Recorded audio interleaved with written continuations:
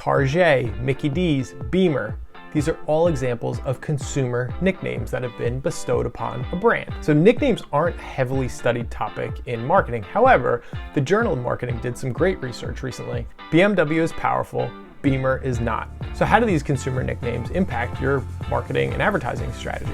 Well, let's start at the top. So we've all heard some of these nicknames. Rolly, Coke, Chevy, those are all phonetic. If you think about something like characteristics, Big Blue, Big Brown, the Golden Arches, or maybe they're derogatory, Taco Hell, Scamazon, Whole Paycheck. Now I do want to call out the difference between consumer nicknames and nickname branding, which are very different. So nickname branding is a change to the identity of the company, and you're going with a different brand name. For example, KFC, which used to be known as Kentucky Fried Chicken. They're more than just chicken, and they wanted to get away from fried, so they went to KFC. Apple Computer dropped computer because they were getting into the music business and the App Store. So now it's just Apple Inc. Dunkin' Donuts is now Dunkin' because they do more than just donuts, so their brand is now Dunkin', which is a little bit more encompassing. Now this is a change to how the brand wants to be seen in the marketplace. It's a pretty big difference. But consumer nicknames are bestowed upon you as a brand by your customers. If you're lucky enough to have a good one, it's pretty fantastic for a brand. There was a little bit of research done by McKinsey, also known as The Firm. They found that luxury brands often do really well with nicknames because some of the luxury brands can be a little hard to pronounce in different markets. So for example, Christian Louboutin shoes are known as Red Bottoms, but Christian Louboutin doesn't ever call themselves Red Bottoms, they let the consumers run with that.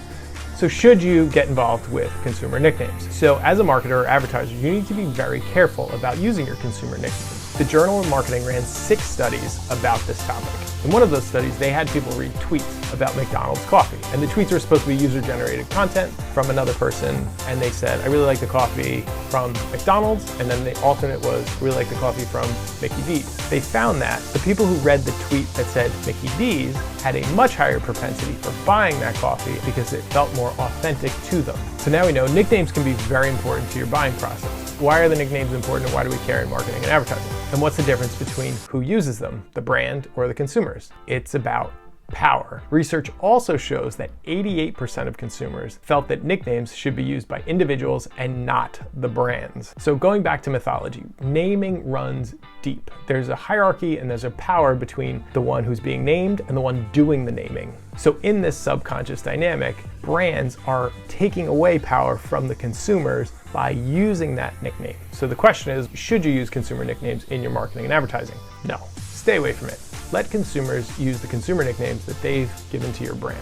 So here's an example of where I don't think it worked out quite well for Target. So Target is trying to encourage their fur baby brand thing going on. They're using Tarjay in their videos. First of all, it looks incredibly awkward. It's just confusing. Play it with a straight bat, use your brand name, and let the consumers gush over you with their nicknames that they've given you. I love taking risks with brand. However, I think this kind of a risk puts you in the unfortunate position of pandering, looking inauthentic, and taking away the consumer's power. It's just not worth that risk. But according to the research, there are some times where brands might be able to use consumer nicknames. And you have to think about this very carefully about what your brand stands for. If you think about a brand that's warm, that's when you might be able to use it. Ben & Jerry's is a great example of a warm brand where you sort of feel connected to the brand. They have a very casual way about them. Do it at your own peril. I would stay away from it. In our next episode, we're gonna do a head-to-head with energy drinks, Red Bull versus Ensure, and it's gonna be a pretty good fight. Are multi-product benefits better than a single product benefit?